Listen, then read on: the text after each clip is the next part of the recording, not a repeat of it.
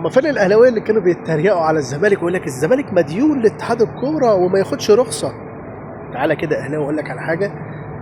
النادي الاهلي بتاعك ده ما بيدفعش ضرايب. ليه بقى؟ لانه بيتهرب من الضرايب. تخيل ان عقد تريزيجيه 5 مليون. تريزيجيه اللي انت جايبه بمليون و500 الف من ترابزون بتديله 5 مليون جنيه. وزيزو زيزو زيزو اللي كان معروض عليه 70 في الزمالك بقى بياخد 5 مليون بقدرة قادر. وابو زيزو طبعا. فاسمع الفيديو ده وارجع لي. اللي هو لما عرفت عقد زيزو لقيته ان هو في وقت كان والده طلع في تصريحات وقال ان معروض عليه 160 مليون جنيه في الموسم، 2 مليون دولار، كلام من هذا القبيل. كل وسائل الاعلام تعرف ان عقد زيزو داخل في قرابه نصف مليار جنيه في الاربع سنوات.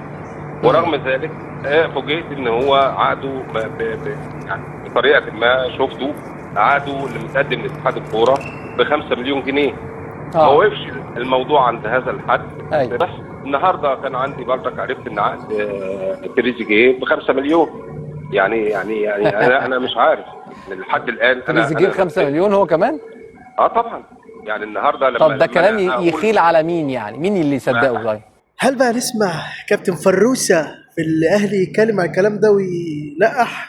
ولا مثله الاعلى في التلقيح كابتن شوشو يتكلم في الكلام ده؟ مش هيتكلموا. هما بس بيتكلموا لما الزمالك يكون بيدي الدولة حقها، بيدي الدولة حقها فبيتكلموا. لكن احنا لا، مش مشكلة دولة مين يابا. هنشوف الأيام الجاية بقى اتحاد الكورة هيعمل ايه؟ هيطرمخ على حق الدولة ولا هيعمل ايه؟ هنشوف.